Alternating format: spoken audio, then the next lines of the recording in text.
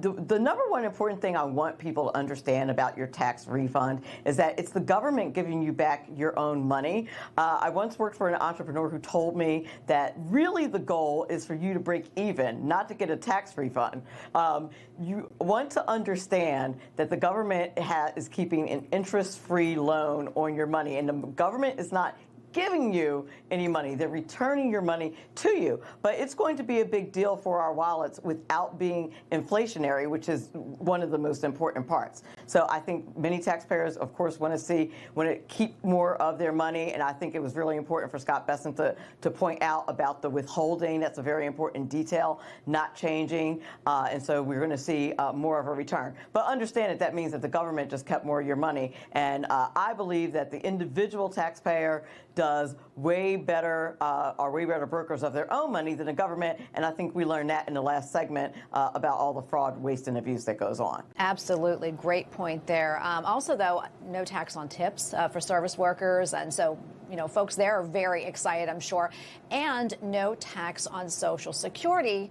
So our seniors can now keep more of that hard-earned money. So talk to us a little bit about that. You know, seniors being taxed reminds me of, you know, the people who are always have that phrase, no, taxation is theft. And it truly is. Think about how many times that money has been taxed by the time it's taxed on Social Security. That's money that you've already paid into the system and you're being taxed again.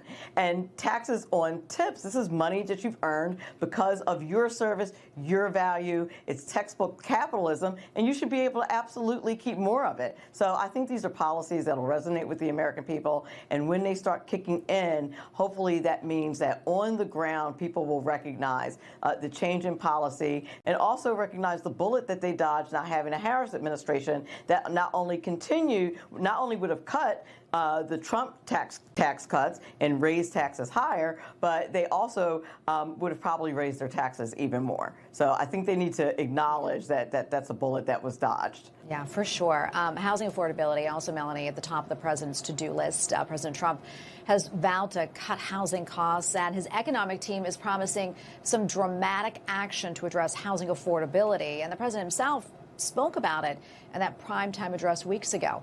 President saying that mortgage payments will be coming down even further early in the new year, and that he's going to announce some of the most aggressive housing reform plans in American history.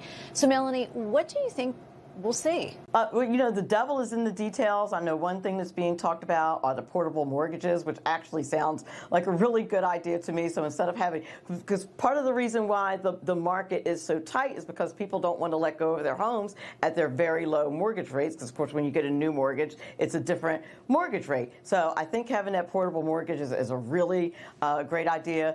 50-year mortgage, that's another idea that's come up. I'm not sure until I see the details that I'm too fond of that, because that just sounds like you're going to be paying on your house longer. Although your house tends to appreciate, so maybe it'll be okay. I'd like to learn more about that. But listen, at least what you're seeing here is some innovation from a businessman that's coming up with ideas instead of just saying, suck it up, you're not seeing what you're seeing. He's listening to the American people and coming up with some good ideas. Yeah, absolutely.